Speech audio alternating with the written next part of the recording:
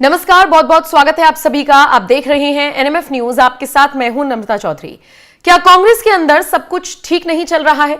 यह सवाल एक बार फिर से उठ रहा है क्योंकि कांग्रेस के वरिष्ठ नेता शशि थरूर ने बागी तेवर अपनाने शुरू कर दिए हैं। उन्होंने सीधे तौर पर राहुल गांधी को भी चेतावनी दे दी है कि अगर आपको मेरी जरूरत नहीं है ना, तो मेरे पास भी बहुत सारे विकल्प खुले हैं। हालांकि फिर शशि थरूर से पूछा गया कि क्या वो कांग्रेस पार्टी को छोड़ने का मन बना रहे हैं, जिस पर उन्होंने कहा कि नहीं, मैं कांग्रेस में ही रहूंगा। लेकिन ये पूरा विवाद क्या है, ये पहले आप समझ लीजिए और उसके बाद आपको बताएंगे कैसे सोशल मीडिया पर मांग उठ रही है कि थरूर को कांग्रेस को छोड़कर बीजेपी ज्वाइन कर लेना चाहिए। और फिर बीजेपी से लोग मांग कर रहे हैं कि थरूर अगर आपके साथ आते हैं तो फिर आप उनको केरल के सीएम के फेस के तौर पर प्रेजेंट जरूर करें। पूरा विवाद शुरू होता है 2022 से। 2022 में कांग्रेस अध्यक्ष पद के लिए चुनाव हुआ था, जिसमें सोनिया गांधी चाहती थी कि मल्लिकार्जुन खड़गे एक तरफा इस चुनाव को जीत जाएं, लेकिन ट्रांसपेरेंसी दिखानी थी, इसीलिए और भी कैंडिडेट्स खड़े हुए और इन्हीं में से एक कैंडिडेट थे शशि थरूर, जिनको सोनिया गांधी बिल्कुल नहीं चाहती थी कि वो इस मैदान में खड़े हों।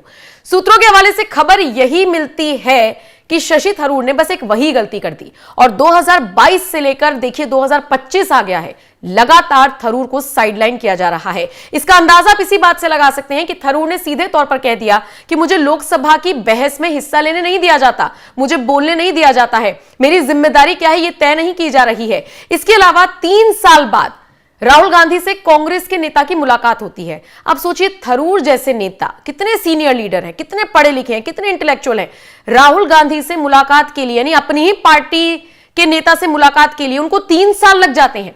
और 3 साल बाद जब राहुल गांधी से वो पूछते हैं कि मेरी भूमिका क्या है कांग्रेस में, जो संगठन मैंने बनाया मुझे उससे हटा दिया, चुनाव होने हैं आने वाले वक्त में, तो उसमें मेरी क्या जिम्मेदारी होगी, जिस पर खबर यह मिलती है कि राहुल गांधी ने कोई भी जवाब नहीं दिया। अब इसी से थरूर चिड़े हुए हैं।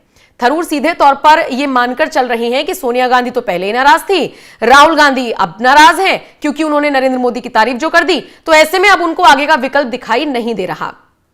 माना जा रहा है कि शशि थरूर ने जिस तरीके से नरेंद्र मोदी के यूएस दौरे की तारीफ की थी, उससे राहुल गांधी भी ज्यादा खुश नहीं है। सोने पे सुहागा, सोनिया गांधी पहले से नाराज थी, तो दोनों मिलकर अब थरूर को साइडलाइन कर रही हैं। इस तरह की खबरें हैं। हम पुष्टि तो नहीं करते ऐसी खबरों की, लेकिन सारे कड़ियों को मिलाकर, सारे ताना बाना जो बुना जा रहा है उसको लेकर सोशल मीडिया पर लोग यही लिख रहे हैं कि भाई साहब, थरूर को महंगा पड़ गया है नरेंद्र मोदी की तारीफ करना। हालांकि बाद में थरूर ने इस पर सफाई भी पेश की थी, जिसमें उन्होंने कहा था कि कोई भी अगर अच्छा काम कर रहा है तो उसकी तारीफ की जानी चाहिए, वो चाहे हमारी सरकार हो चाहे कोई और सरकार हो। कोई गलत कर रहा है तो मैं गलत कहता हूं, कोई सही कर रहा है तो मैं सही कहता हूं। यह मेरा राजनीति करने का तरीका है। लेकिन जैसा कि मैंने शुरुआत में कहा, यह सीएम फेस की बात कहां से आ गई? बार बार लगातार जिस तरीके से प्रहार कर रही हैं शशि थरूर, सोशल मीडिया पर पोस्ट लिख रहे हैं जिसमें बुद्धिमान, मूर्खता और इस तरीके के शब्दों का इस्तेमाल कर रही हैं, उसे लेकर माना जा रहा है कि वो कांग्रेस आलाकमान का जो रवैया है खुद के प्रति, उससे तो नाराज है, पहली चीज। दूसरा, उनसे पूछा गया कि क्या आप कांग्रेस छोड़ेंगे, तो उन्होंने मना कर दिया। लेकिन ये राजनीति है, राजनीति और क्रिकेट कहा जाता है अनिश्चितता का खेल है, यहां कभी भी कुछ भी हो सकता है। कौन कब किसका दोस्त बन जाए, कौन कब किसका दुश्मन बन जाए। सबसे बड़ी बात, जब चुनाव आते हैं तो बड़े बड़े नेताओं का भी पाला बदलने का सिलसिला हमने देखा है। और ये वही कांग्रेस पार्टी है जिससे जुड़े हुए न जाने कितने नेता पार्टी को न सिर्फ छोड़कर गए हैं, बल्कि उन्होंने बीजेपी का दामन थामा है। और उसके बाद एक एक कर जिस तरीके से पोल खोली है कांग्रेस की, वो हम सब ने देखा। आप सोचिए, ज्योतिरादित्य सिंधिया, उनकी भी एक ही नाराजगी थी कि भाई आलाकमान सुनता नहीं है।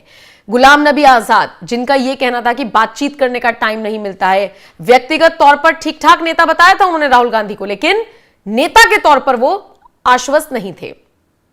इसके अलावा हिमंता बिस्वा शर्मा तो खुले मंच से कई बार इस बात का ऐलान कर चुके हैं कि भाई जब मैं मिलने के लिए गया तो वो कुत्ते को बिस्किट खिला रहे थे और उनके लिए वो ज्यादा जरूरी था। तो राहुल गांधी पर इस तरीके के आरोप लगते रहे हैं कि वो अपने नेताओं को ज्यादा सम्मान नहीं देते हैं। लेकिन इन सबसे इतर सोशल मीडिया पर लोग सलाह दे रहे हैं शशि थरूर को कि सर, अगर आपके मन में कुछ भी इफ एंड बट चल रहा है तो आप वो सब छोड़कर बीजेपी में आ जाइए। आपका बीजेपी में आना बीजेपी के लिए भी और आपके लिए भी और प्रदेश की जनता के लिए भी फायदे का सौदा साबित होगा।